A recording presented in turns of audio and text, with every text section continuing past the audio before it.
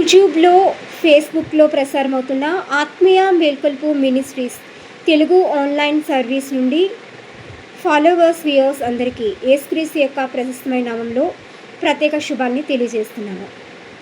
ఈ శ్రేష్టమైన సమయంలో దేవుని కృపయందు లెంట్లోని 24వ దినంలో ప్రవేశించినందుకు ఆయన యొక్క పరిశుద్ధ నామానికి మహిమ ఘనత ప్రభావం చెల్లిస్తున్నాను.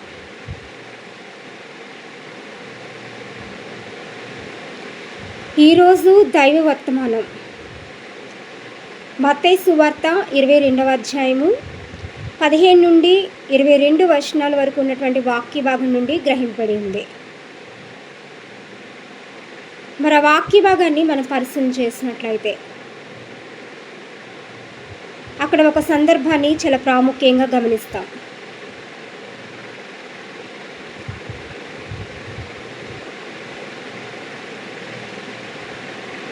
ఏం చెప్పాలో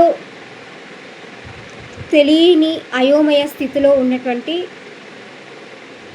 ఒక ప్రశ్న మనకి ఎదురవుతుంది. మరి ఆ సందర్భంలో కొంతమంది మనుషులు యేసుక్రీస్తు ప్రభుని ఒక ప్రశ్న అడుగుతారు. కైసరికి పన్నిచుట న్యాయమా కాదా అని.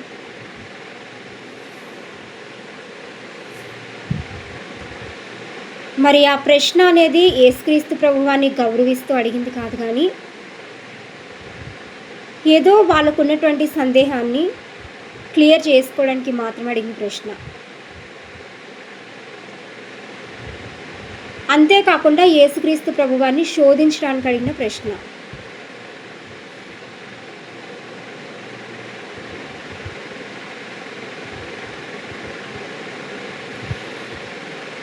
దీని ఆధారంగా రాబోయే కాలంలో అధికారులు ఏం చెప్తే అది చేసేటువంటి రోజులు రాబోతున్నాయి. యేసుక్రీస్తు ప్రభువుని సిలువ వేసేటువంటి అధికారులతో చేతులు కలుపుతూ మరి యేసుక్రీస్తు ప్రభువాన్ని ద్రోహుగా చూడడం అనేది జరగబోతుంది.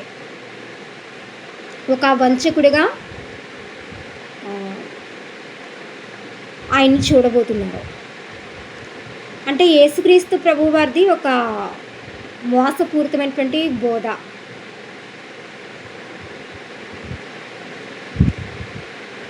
ప్రజలందరూ కూడా తిరుగుబడేలాగా వారిని మార్పు చేస్తున్నాడు అనేటువంటి అక్కసు అనేది వాళ్ళ ఎప్పటి నుండో ఉంది.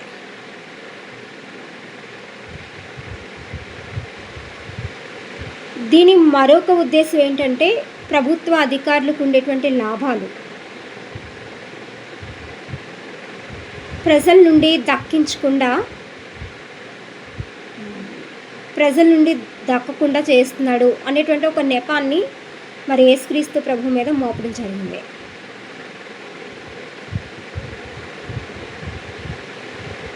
ఆ విధంగా అధికారులు, ప్రజలు చేతులు కలపడంతో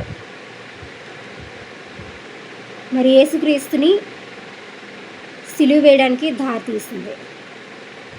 ఇదంతా ముందే నిర్ణయించినటువంటి దేవుని చిత్తం. మరి దాన్ని పరిగణలోకి తీసుకుంటూనే కైసరికి పన్నిచ్చుట న్యాయమా కాదా అని అడగడం జరిగింది. మరి చాలామంది బోధకులైన వారు, సంఘ కాపర్లు, సువార్త పరిచారికులు, కొంతమంది ప్రసంగికులు చెప్తా ఉంటారు, ప్రభుత్వానికే దక్కుతుంది, దేవునికి దక్కాల్సింది దేవునికే దక్కుతుంది, ఇలా చెప్పడమే మనం విన్నాం. అయితే అది ఏ సందర్భంలో వారు ఆ విధంగా ప్రశ్నిస్తున్నారంటే రాబోయే సంఘటనని ముందుగానే యేసుక్రీస్తు ప్రభు వారికి చెప్తూ ఆ దృష్టికోణంలో మరి వారు ప్రశ్న వేయడం అనేది జరుగుతుంది.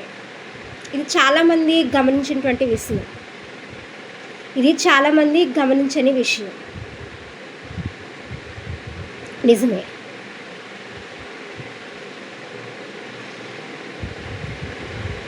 అంటే వారి యొక్క ఉద్దేశం ఏంటంటే ప్రభుత్వ అధికారులు పాటించబడినటువంటి నియమాలు నిబంధనలు మీరి నీ మాట అంగీకరించడము, నీ వెనక ఉండడము అంత కరెక్ట్ కాదు కదా. అలా ఉంటే వారి నుంచి మేము శిక్షను అనుభవిస్తాం కదా. వాళ్ళ దృష్టిలో మేము, అంటే సమాజం దృష్టిలో మేము చెడ్డవాళ్ళగా ముద్ర వేయించుకుంటాం కదా అని ఇక్కడ ఉంది. వాళ్ళు పెట్టేటువంటి రూల్స్ రెగ్యులేషన్స్ మరి చాలా మట్టుకు యేసుక్రీస్తు ప్రభు వారికి విరుద్ధంగా ఉండడాన్ని మనము అనేక సందర్భంలో చూస్తూ ఉంటాము. అంటే వారు కొన్ని సభలు ఏర్పరచుకొని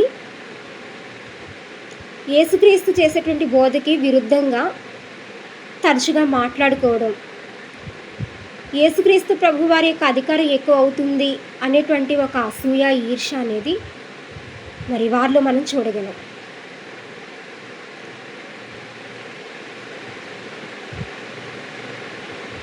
మరి ఆ విధంగా యేసుక్రీస్తుని హింసిస్తున్న వారిగా కూడా ఉండకుండా ప్రభుత్వ అధికారులు చెప్తేనే కదా మేము చేస్తున్నాం అంటే వాళ్ళ మాట వినొద్దంటావా?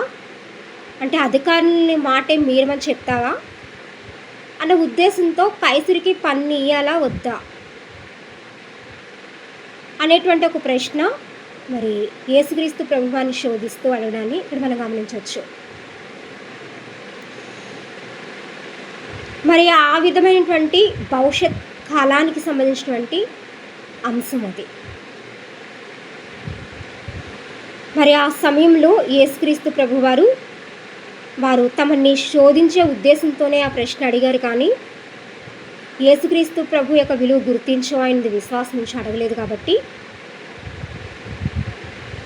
మరి ఆ విషయాన్ని గమనించినటువంటి యేసుక్రీస్తు ప్రభువు మరి ఒక పన్ను రూక తెప్పించి దాని పైన ఉన్నటువంటి వ్రాత ఏ విధంగా ఉందో చూడమని చెప్తాడు. మరి ఇక్కడ పన్ను రూక అంటే ట్యాక్స్ చెల్లించడానికి ఉండేటువంటి కాయిన్ అన్నమాట. కాయిన్కి 2 సైడ్స్ ఉంటాయి.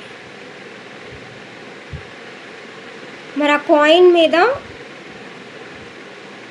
ఒకవైపు కైసరు సంబంధించి ఉంటుంది, మరొక వైపు దేవునికి సంబంధించి ఉంటుంది. మరి రెండింటిని కూడా వారి చేతే చదివించడం జరుగుతుంది. ఆ విధంగా కైసరికి దేవునికి చెల్లించడం మంచిది అని దేవుడు చెప్తాడు. అంటే రెండిటికి సంబంధించినటువంటి ముద్రలు అనేవి అక్కడ ఉండడం జరుగుతుంది.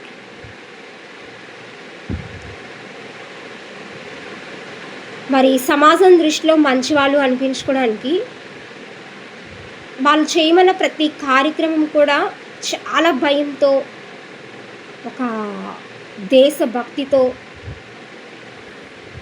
మరి ప్యాట్రోట్రేక్ అనిపించుకోవడానికి తప్పిస్తూ జెండా వందనం కూడా చేసేవాళ్ళు చాలామంది ఉన్నారు. ఆ జెండా వందనం చేయకపోతే ఎక్కడ మమ్మల్ని జైల్లో పెట్టేస్తారేమో అన్నటువంటి ఉద్దేశంతో క్రమం తప్పకుండా మరి అలాంటి ప్రోగ్రామ్స్ అనేవి గవర్నమెంట్ ద్వారా జరుగుతూ ఉంటాయి. వాటికి విధిగా హాజరవుతూ ఉంటారు. కానీ యేసుక్రీస్తు ప్రభువు వారి విషయంలో మాత్రం ఒక నిర్లక్ష్య ధోరణి అనేది కనిపిస్తూ ఉంటుంది. అసహనం అనేది కనిపిస్తూ ఉంటుంది. మరి ప్రభుత్వ అధికారులు ఎన్ని మాట్లాడినా దులిపేసుకొని వెళ్ళిపోతూ ఉంటారు. ఎక్కడ వాళ్ళ దృష్టిలో చెడ్డ పేరు వస్తుందేమో, మంచి పేరు పోతుందేమో, రావాల్సినటువంటి ప్రమోషన్ రాదేమో, గుర్తింపు ఉండదేమో, ఏదన్నా వారి నిమిత్తము శిక్ష అనుభవించాల్సి వస్తుందేమో, ఇలా రకరకాలుగా ఆలోచనలు అనేవి విశ్వాసుల జీవితాల్లోనే ఉంటా ఉన్నాయి. మరి ఆ విశ్వాసుల వరకు కాదు కానీ విశ్వాసుల్లోనే చాలా ఉంటాయి. మరి అలాంటప్పుడు యేసుక్రీస్తు విషయంలో ఉన్నటువంటి ప్రాముఖ్యమైన విషయాలు, దేవుడు పంపించినటువంటి రక్షకుడిగా, అసలైన ప్రభువుగా మరి సరైన గ్రహింపు లేకుండా ఉండేవాళ్ళు ఇప్పట్లో చాలామంది ఉన్నారు.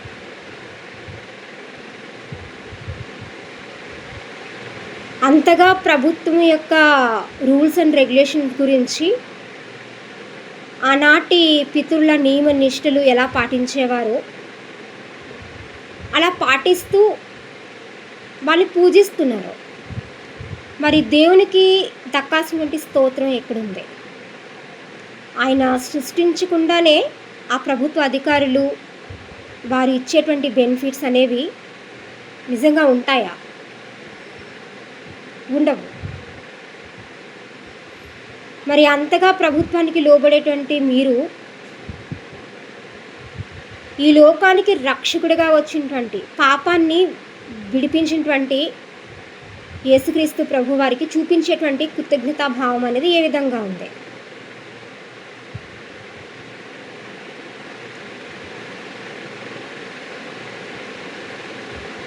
అవును కదా.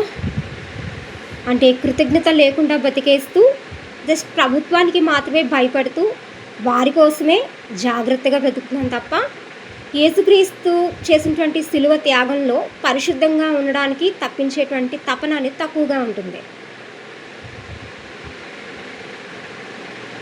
కాబట్టి మరి అది మానేయవలసిన అవసరం లేదు. కానీ ఒకవేళ అది మానేసినా అంత నాశనం జరగదు. కానీ యేసుక్రీస్తు ప్రభువాన్ని మరి నమ్మకుండా ఉండడం అనేది అతి వినాశనకరంగా ఉండబోతుంది. బహుఘోరమైన నాశనంగా రేపు భవిష్యత్ కాలంలో ఉంటుంది. ఎందుకంటే ప్రభువు పంపించినటువంటి రక్షకుడు పరలోకపు ప్రభువు, వారందరూ ఈలోక ప్రభువులు. మరి ఈ లోక ప్రభువుల కన్నా పరలోక ప్రభువుని ఇంకా ఎక్కువ స్తుతించడం అనేది ఆశీర్వాదకరంగా ఉంటుంది. అంటే ఏదైనా సరే హృదయపూర్వకంగా చేయాలి. మరి ఎవరికో భయపడి, ఎవరో బెదిరింపులకో లొంగి స్వార్థపూరితంగా స్వలాభాన్ని ఆశిస్తూ మన ఇతరులకి ఏ మేలు చేసినప్పటికీ కూడా మేలు లెక్కల్లోకి రాదు. దేవుని యందు భయంతో మనం చేసే ప్రతి పని కూడా ప్రేమ కలిగిందై ఉండాలి. ఆ ప్రేమ అనేది పరిశుద్ధమైంది, దేవుని స్వాధీనంలో హృదయాన్ని ఉంచగలిగేది. మరి దేవుని స్వాధీనం నుండి తప్పిపోయి ఉండేది నిజమైన ప్రేమ కాదు. మన ప్రేమ సత్యం అని యేసుక్రీస్తు ప్రభువారు మనలో ఉండి చెప్పినప్పుడు దానికంటూ ఒక విలువ అనేది ఉంది. ఆ విలువ సాక్షాత్తు పరలోకంలోనే ఉంది. ఆ విధంగా పరలోక సంబంధమైనటువంటి విషయాల కోసం ఎక్కువ ప్రయత్నిస్తూ ఉండండి. తద్వారా దేవుని నామాన్ని మహింపరుస్తూ ఈ లోకంలో ఉన్నంత వరకు అతిథులుగా మాత్రమే, అంతే తప్ప ఈ లోకమంతా నాదే అన్నట్టుగా కాకుండా ఉండాలి అనేది దేవుని యొక్క ప్రాముఖ్యమైన ఉద్దేశం ఈ సందర్భంలో ఉంది. లోకం నాది కాదు, పరలోకం నాది. ఇలా చెప్పిన విశ్వాసే మరి దేవుని సత్యంలో ఉన్నవాడు దేవుని సర్వసత్యంలోకి వెళ్ళడానికి దేవుని చేత ఏర్పరచబడేవాడు. మరి ప్రతి ఒక్క విశ్వాసి ఈ విషయాన్ని జ్ఞాపకంలో ఉంచుకొని యేసుక్రీస్తు ప్రభువునే ఆరాధించడానికి, ఆయనకి సాక్షులుగా ఉండడానికి, ఆయనకి ఇష్టలుగా ఉండడానికి ఎక్కువ ప్రయాసపడుతూ ఆయన మెప్పుని సంపాదించుకుంటూ ఆశీర్వాదం పొందాలని ప్రియ క్రీస్తు దాసులుగా కోరుకుంటున్నాను. మరి వాక్య సందేశం నచ్చినట్లయితే తప్పకుండా లైక్ చేయండి, ఫాలో అవ్వండి, సబ్స్క్రైబ్ చేయండి, షేర్ చేయండి, ఇతరుల చేత సబ్స్క్రైబ్ చేయించండి. B Vijay Vahini, servant of God, evangelist, ఆత్మీయ మేల్కొల్పు ministries Telugu online service, Light of Bible channel in YouTube. Thank you all for watching and subscribe. Keep watching and follow. దేవుడు మిమ్మల్ని మీ కుటుంబాన్ని బహుగా ఆశీర్వదించి ఫలింపచేయును గాక. ఆమేన్.